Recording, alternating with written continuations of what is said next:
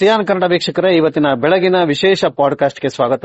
ಇವತ್ತು ನಿಮ್ ಮುಂದೆ ನಾವು ತರ್ತಾ ಇರತಕ್ಕಂಥ ವಿಶೇಷ ಪಾಡ್ಕಾಸ್ಟ್ ಏನಂತಂದ್ರೆ, ಕರ್ನಾಟಕದ ಹಿರಿಯ ರಾಜಕೀಯ ಮುಖಂಡ, ಕರ್ನಾಟಕದ ಮ್ಯಾಂಚೆಸ್ಟರ್ ಅಂತ ಕರೆಯಲಾದಂತಹ ದಾವಣಗೆರೆಯ ಶಾಮನೂರು ಶಿವಶಂಕರಪ್ಪ ಇವರು ವೀರಶೈವ ಮಹಾಸಭಾದ ಅಧ್ಯಕ್ಷರು ಕೂಡ, ಮತ್ತು ರಾಜಕಾರಣಿ, ವ್ಯಾಪಾರಿ, ಜೊತೆಗೆ ಒಂದು ಚಿತ್ರದುರ್ಗ ಸಿರಿಗೆರೆ ಮಠ ಮತ್ತು ಮಠದಲ್ಲಿ ಬಹಳ ತಮ್ಮ ಒಂದು ಛಾಪನ್ನ ಒತ್ತಿ ಅತಿ ಹೆಚ್ಚು ಒಂದು ದೊಡ್ಡ ಕೊಡುಗೆಯನ್ನು ಕೊಟ್ಟವರು, ಮತ್ತು ಸಾಣೇಹಳ್ಳಿ ಮಠಾಧೀಶರ ಜೊತೆ ವಿಶೇಷ ಒಂದು ಸಂಬಂಧವನ್ನ ಹೊಂದಿದ್ರು, ಮತ್ತು ಅವರ ಜೊತೆ ಹಲವಾರು ಸಾಮಾಜಿಕ ಕಾರ್ಯಗಳು ಮತ್ತು ಕ್ರಾಂತಿಗಳನ್ನ ಮಾಡೋದಕ್ಕೆ ಸ್ವಾಮೀಜಿಯವರಿಗೆ ಎಲ್ಲ ರೀತಿಯ ನೆರವನ್ನ, ಸಲಹೆಯನ್ನ, ಜೊತೆಗೆ ಪಾಲ್ಗೊಂಡು ನೇರವಾಗಿ ತಮ್ಮ ಸಹಾಯವನ್ನ ಮಾಡ್ತಾ ಇದ್ರು. ಈ ಕುರಿತಂತೆ ಸ್ವತಃ ಸ್ವಾಮೀಜಿಗಳು ಮತ್ತು ಅವರ ನಡುವೆ ಏನು ಒಡನಾಟ ಆಯ್ತು ಅಂತ ಹೇಳಿ ಅವರ ಒಂದು ಅಭಿಪ್ರಾಯವನ್ನ ಕೇಳೋಣ. ನಮಸ್ಕಾರ ಸ್ವಾಮೀಜಿ.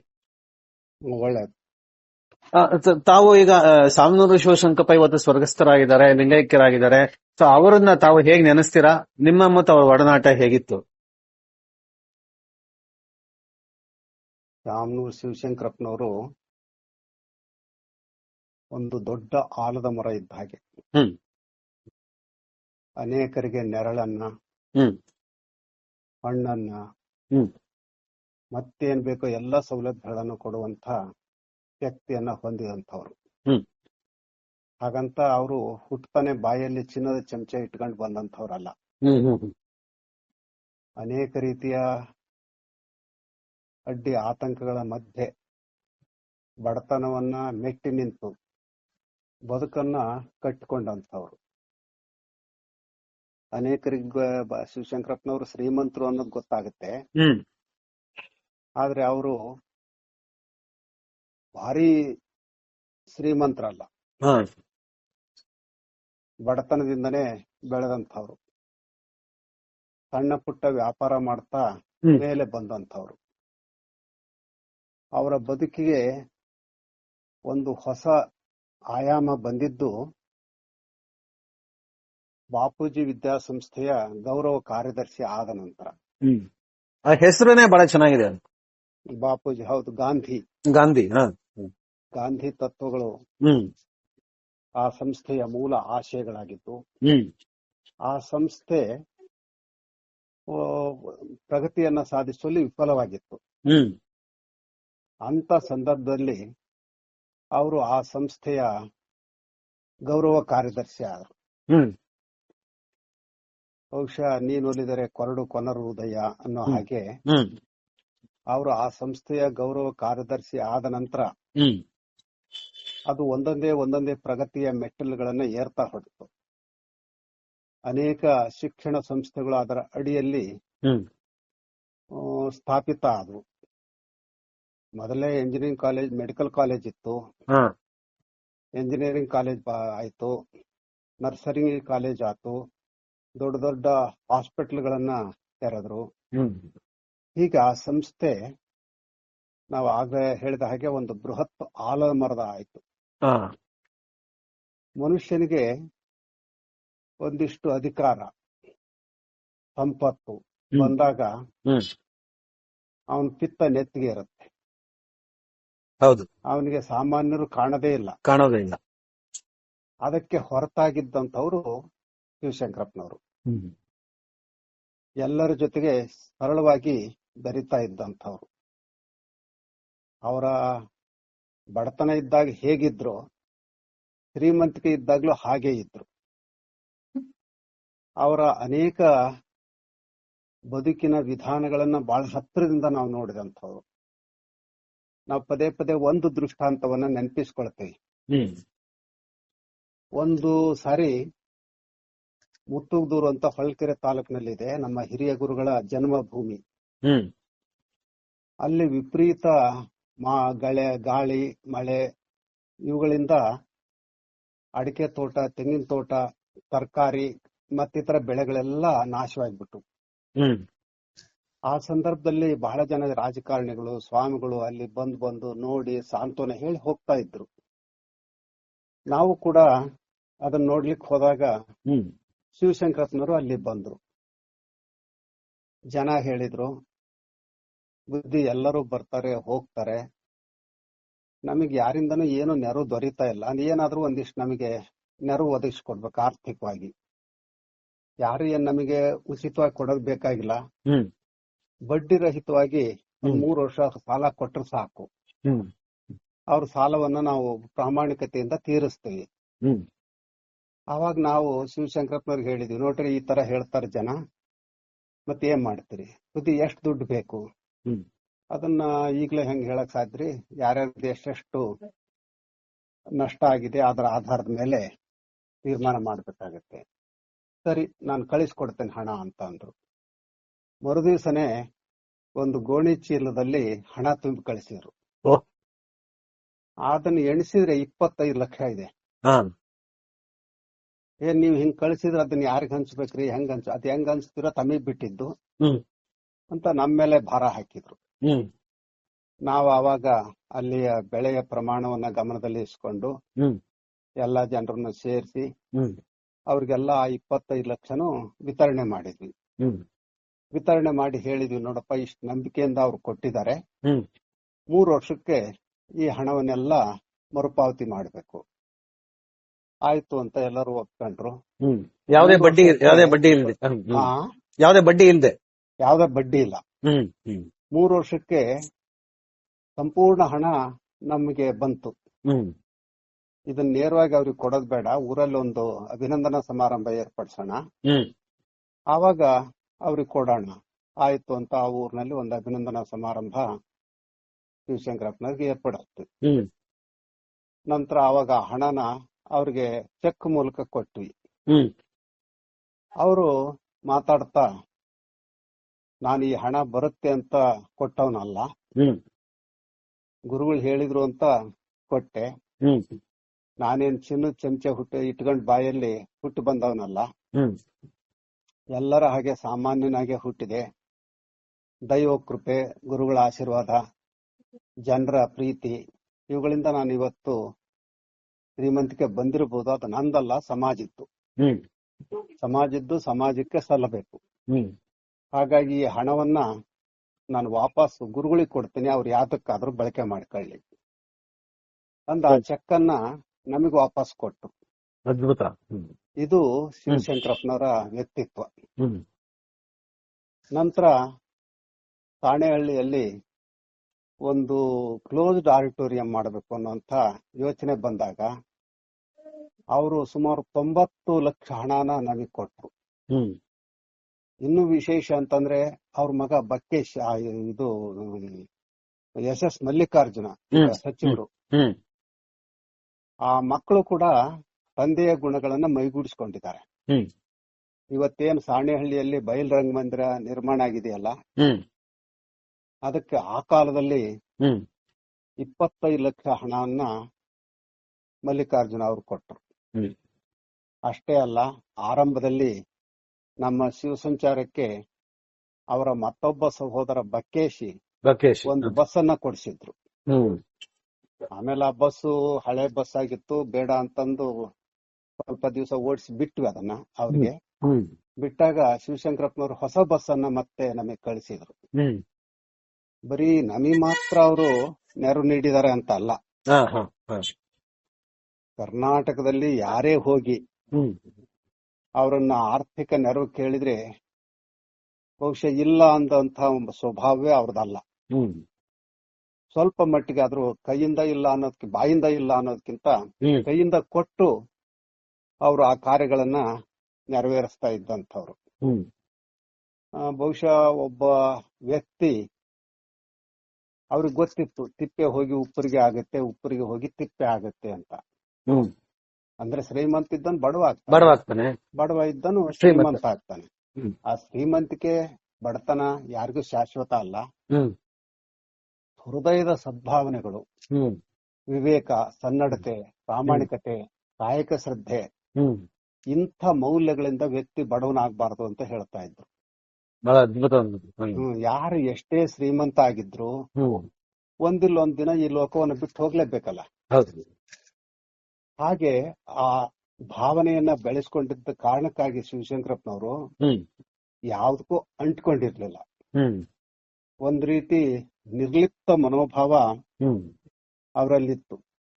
ಮೊನ್ನೆಲ್ಲ ಅವ್ರ ಬಗ್ಗೆ ಒಂದು ಸಂದರ್ಶನ ಕೇಳ್ತಾ ಇದ್ವಿ. ಹ್ಮ್ ಆ ಸಂದರ್ಶಕರು ಹೇಳಿದ ಮಾತು, ಲಂಕೇಶ್ ಅವರು ಹ್ಮ್ ಶಿವಶಂಕರಪ್ಪನವರು ಈ ಅವರ ವಿದ್ಯಾಸಂಸ್ಥೆ ನಡೆಸೋ ಹಿನ್ನೆಲೆಯಲ್ಲಿ ಅವ್ರನ್ನ ಬಹಳ ಟೀಕೆ ಮಾಡಿ ಬರೆದಿದ್ರಂತ ಅವ್ರು ಲಂಕೇಶ್.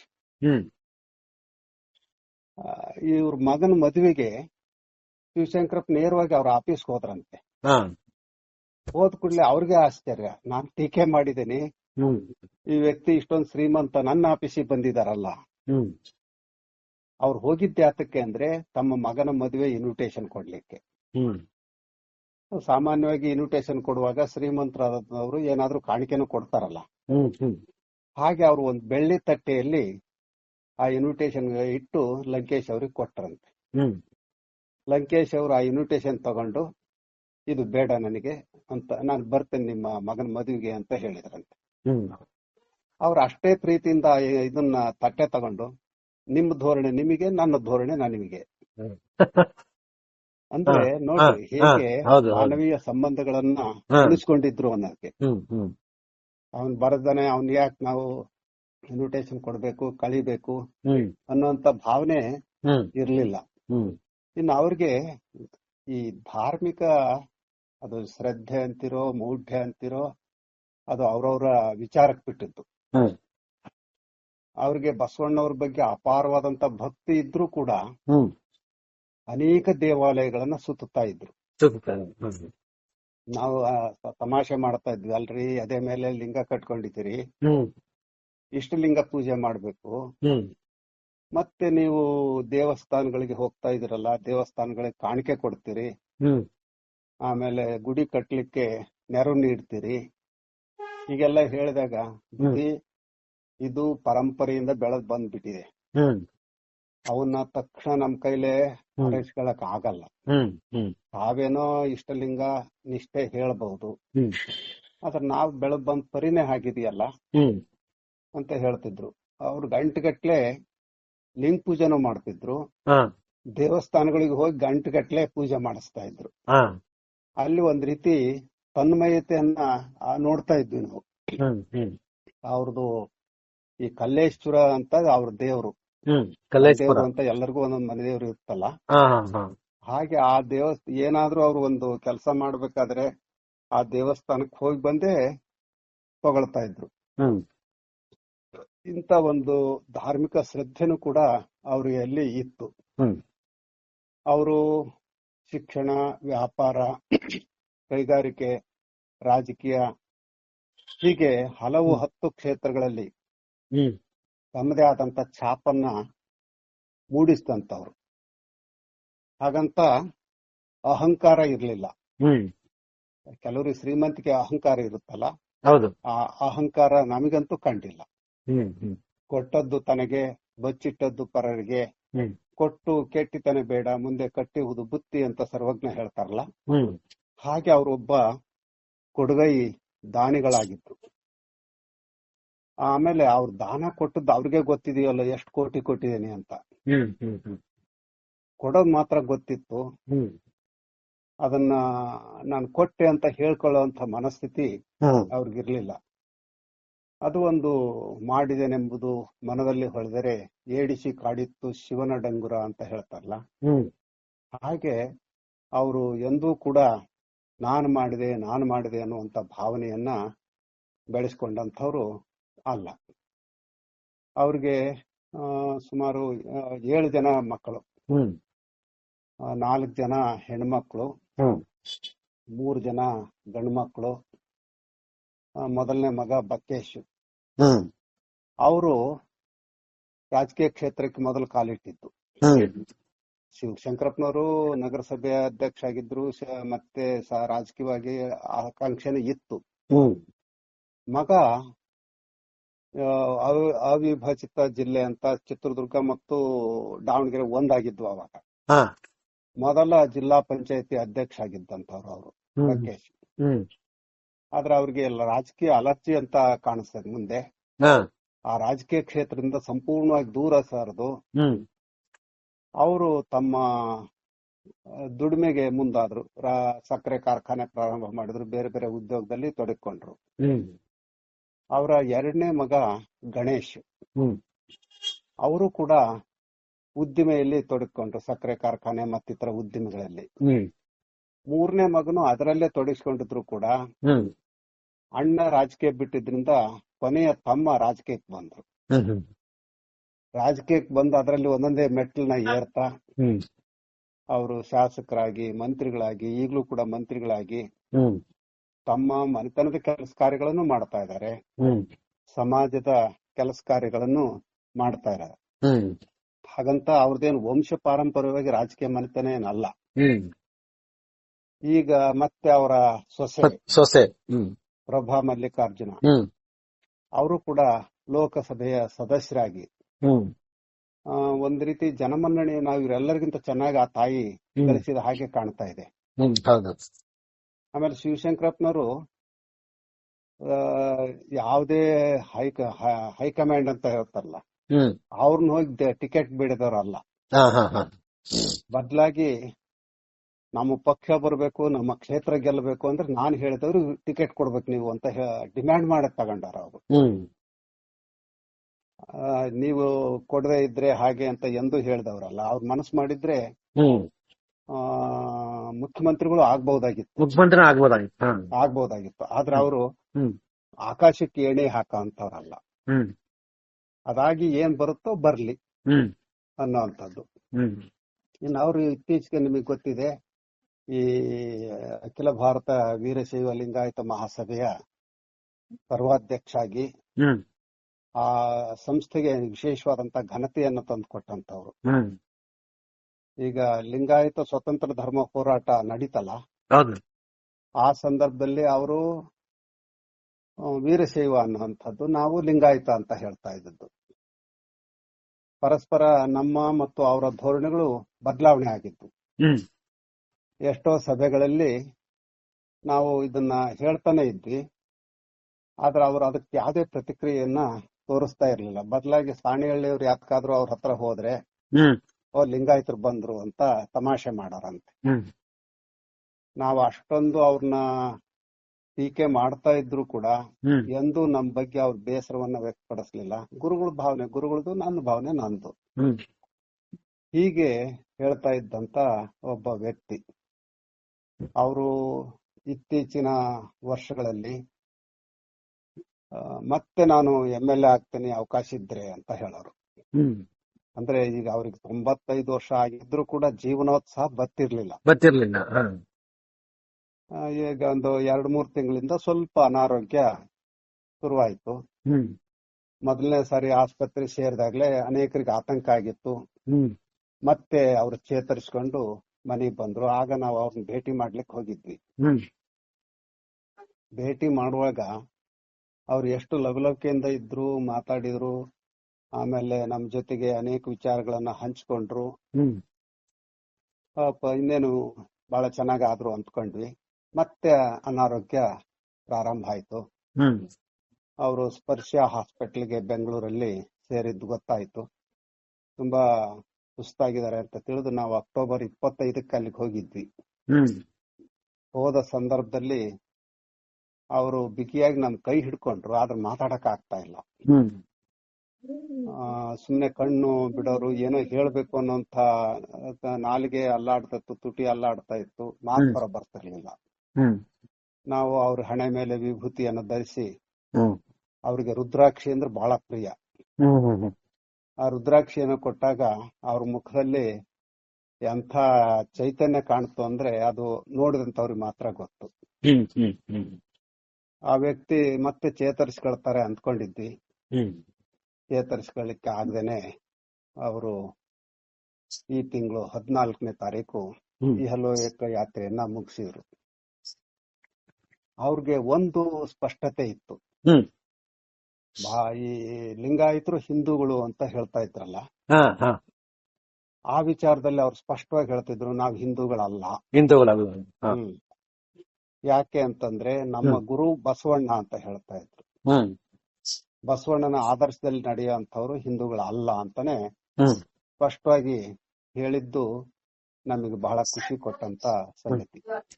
ಸ್ವಾಮೀಜಿ ಮತ್ತ ಪ್ರತ್ಯೇಕ ಧರ್ಮ ಕುರಿತಂತೆ ಕೊನೆಗೆ ನಿಲುವು ಅವ್ರದ್ದು ತಳೆದ್ರು ಮತ್ತೆ ಅದನ್ನ ಸಾರ್ವಜನಿಕವಾಗಿ ಕೂಡ ಸಮಾವೇಶ ಕೂಡ ನಡೀತು ಇತ್ತೀಚೆಗೆ.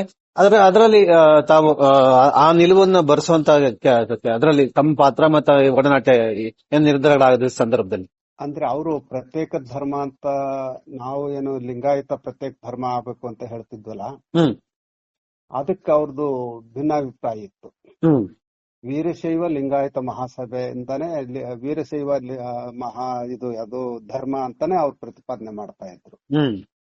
ಆಮೇಲೆ ಇತ್ತೀಚೆಗೆ ಆ ವೀರಶೈವ ಅನ್ನೋಕೆ ಲಿಂಗಾಯತ ಅಂತ ಸೇರಿಸಿದ್ರು ಅಷ್ಟೇ ಮಹಾಸಭೆಯಲ್ಲಿ. ಮೊದ್ಲೇನ್ ಲಿಂಗಾಯತ ಅಂತ ಇರ್ಲಿಲ್ಲ ಅದು, ಇವ್ರ ಕಾರಣಕ್ಕಾಗಿನೇ ಲಿಂಗಾಯತ ಅಂತ ಸೇರಿಸಿದ್ರು. ಆದ್ರೆ ಅವ್ರಿಗೂ ನಮಗೂ ಭಿನ್ನಾಭಿಪ್ರಾಯ ಆ ವಿಚಾರದಲ್ಲಿ ಇದ್ದೇ ಇತ್ತು. ನಂತರ ಅವರು ಸಾಣೆಹಳ್ಳಿಗೆ ಬಹಳ ಪ್ರೀತಿಯಿಂದ ಬರ್ತಾ ಇದ್ರು ನಮ್ಮ ನಾಟಕೋತ್ಸವಕ್ಕೆ. ಕೆಲವು ಸಾರಿ ಅನಾರೋಗ್ಯ ಇದ್ರು ಕೂಡ ಅವ್ರದೇ ಆದಂತ ವಿಮಾನದಲ್ಲಿ ಇಲ್ಲಿ ಬಂದು ನಮ್ಮ ಕಾರ್ಯಕ್ರಮದಲ್ಲಿ ಭಾಗವಹಿಸಿ ಸಂತೋಷ ಪಟ್ಟಿದ್ದು ಉಂಟು. ಇಂಥ ಒಬ್ಬ ಅಪರೂಪದ ವ್ಯಕ್ತಿ ಮತ್ತೆ ಸಿಗ್ತಾರೆ ಅಂತ ಹೇಳೋದು ಕಷ್ಟ. ಸ್ವಾಮೀಜಿ, ಅಂತಿಮವಾಗಿ ನಾವು ಮಾತುಕತೆ ಕೊನೆಯ ಅಂತಲೇ ಹೇಳೋದಾದ್ರೆ ಶಾಮನೂರು ಶಿವಶಂಕರಪ್ಪ ನಂತರ ಈಗ ಒಂದು ಲಿಂಗಾಯತ ಸಮುದಾಯದ ನಾಯಕರು ಯಾರು ಅಂತ ಒಂದು ಪ್ರಶ್ನೆ ಬಂದಿದೆ, ಮತ್ತೆ ಮಹಾಸಭಾ ನಾಯಕರು ಯಾರು ಅಂತ ಅವರು ಚುನಾವಣೆ ಮೂಲಕ ಮಾಡಬಹುದು. ಆದ್ರೆ ಜನಕ್ಕೆ ಒಂದು ಹಾಲು ಮರ ಅಂತ ಹೇಳಿದ್ರಿ. ಸೊ ಈಗ ನಾವು ಪರ್ಯಾಯವಾಗಿ ಅಂತ ಒಂದು ಶಕ್ತಿ ತಾವು ಯಾರಲ್ಲಿ ಕಾಣ್ತೀರಾ? ಮುಂದೆ ಈ ನಾಯಕತ್ವ ಯಾರು ಸಿಗ್ಬೋದು? ಅದು ಹೇಳೋದು ಕಷ್ಟ. ಲಿಂಗಾಯತರಲ್ಲಿ ಅನೇಕ ಜನ ನಾಯಕತ್ವದ ಗುಣ ಹೊಂದಿರುವಂತವ್ರು ಇದ್ದಾರೆ. ಶಿವಶಂಕರಪ್ಪನವರು ಉದಾರಿಗಳಾಗಿದ್ರು ಅನ್ನೋದು ಮತ್ತು ಎಲ್ಲರ ಬಗ್ಗೆ ಪ್ರೀತಿ ವಿಶ್ವಾಸ ಬೆಳೆಸ್ಕೊಂಡಿದ್ರು ಅನ್ನೋದು ಸತ್ಯ. ಆದ್ರೆ ಶಿವಶಂಕರಪ್ಪನಂತಹ ವ್ಯಕ್ತಿತ್ವ ಇರುವಂತವ್ರೆ ಇನ್ನೂ ಅನೇಕ ಜನ ಲಿಂಗಾಯತ ಸಮಾಜದಲ್ಲಿ ಇದ್ದಾರೆ. ಯಾರನ್ನಾದ್ರೂ ಅವ್ರು ಮಾಡ್ಬೋದು. ಅದು ಅವರು ಚುನಾವಣೆ ಇರ್ತಾವ ಅವರು ಇದರಲ್ಲಿ, ಆ ಹಿನ್ನೆಲೆಯಲ್ಲಿ ಯಾರನ್ನ ಮಾಡ್ತಾರೆ ಅಂತ ನಾವು ಕಲ್ಪನೆ ಮಾಡಕ್ಕೆ ಊಹೆ ಮಾಡಲಿಕ್ಕೆ ಸಾಧ್ಯ ಇಲ್ಲ. ಅವ್ರು ಮಾಡ್ತಾರೆ ಅನ್ನೋಂತ ವಿಶ್ವಾಸ ಇಟ್ಕೋಬಹುದು. ಏನ್ ಸಮಯ ಒಳ್ಳೆಯವರನ್ನೇ ಮಾಡ್ತಾರೆ ಅಂತ ಹೇಳಿ. ಮತ್ತೆ ಕೊನೆಯದಾಗಿ ಈ ದಾವಣಗೆರೆ ಮತ್ತು ಏನು ಮ್ಯಾಂಚೆಸ್ಟರ್ ಅಂತ ಕರೀತಿದ್ದೀವಿ, ಸೊ ಈ ಹಿನ್ನೆಲೆಯಲ್ಲಿ ಶಾಮನೂರು ಶಿವಶಂಕರಪ್ಪ ಅವ್ರನ್ನ ಇತಿಹಾಸ ಹೇಗೆ ನೆನಪಿಸ್ಕೊಳ್ಳುತ್ತೆ ಮತ್ತು ತಾವು ಅವರಿಗೆ ಒಂದು ಅಂತಿಮ ಒಂದು ನಮನ ಶ್ರದ್ಧಾಂಜಲಿ ಹೇಗೆ ಸಲ್ಲಿಸ್ತಾರೆ? ನಾವು ಮೊನ್ನೆ ಯಾವ್ದೋ ಒಂದು ಲೇಖನದಲ್ಲಿ ಬರೆದಿದ್ವಿ, ಇವತ್ತು ದಾವಣಗೆರೆ ಅಂದ ತಕ್ಷಣ ಎಲ್ಲರಿಗೂ ನೆನಪಾಗುವಂತದ್ದು ಇತ್ತೀಚಿನ ಪೀಳಿಗೆಗೆ ಶಿವಶಂಕರಪ್ಪನವರು.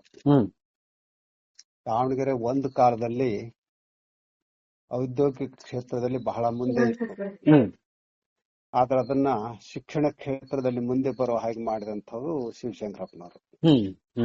ಇವತ್ತು ದಾವಣಗೆರೆ ಅಂತಂದ್ರೆ ಶಿಕ್ಷಣ ಕ್ಷೇತ್ರದ ಕೇಂದ್ರ ಅನ್ನುವಂತ ಭಾವನೆ ಬೆಳೆದಿದೆ. ಅಂತ ಒಬ್ಬ ಅಪರೂಪದ ವ್ಯಕ್ತಿಯ ಆದರ್ಶಗಳನ್ನ ಅವರ ಮನೆಯವರು, ಅವರ ಹಿತೈಷಿಗಳು ಅಥವಾ ಅವರ ಸ್ನೇಹಿತರು ಮುಂದುವರಿಸಿಕೊಂಡು ಹೋಗ್ಲಿ ಅನ್ನುವಂಥದ್ದೇ ನಮ್ಮ ಶುಭ ಹಾರೈಕೆ. ಇದು ಶಾಮನೂರು ಶಿವಶಂಕರ ಬಗ್ಗೆ ಅವರ ಬಗ್ಗೆ ಇದ್ದಂತ ಸ್ವಾಮೀಜಿಗಳ ಮಾತು.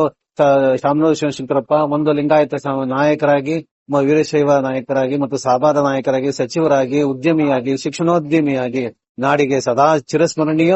ಸೊ ಅವರ ಆತ್ಮಕ್ಕೆ ಶಾಂತಿ ಸಿಗಲಿ ಮತ್ತು ಸ್ವಾಮೀಜಿಯವರ ಒಡನಾಟ ಕೂಡ ನಾವು ಕೇಳಿದ್ವು. ಇದಾಗಿತ್ತು ವಿಶೇಷ ಪಾಡ್ಕಾಸ್ಟ್.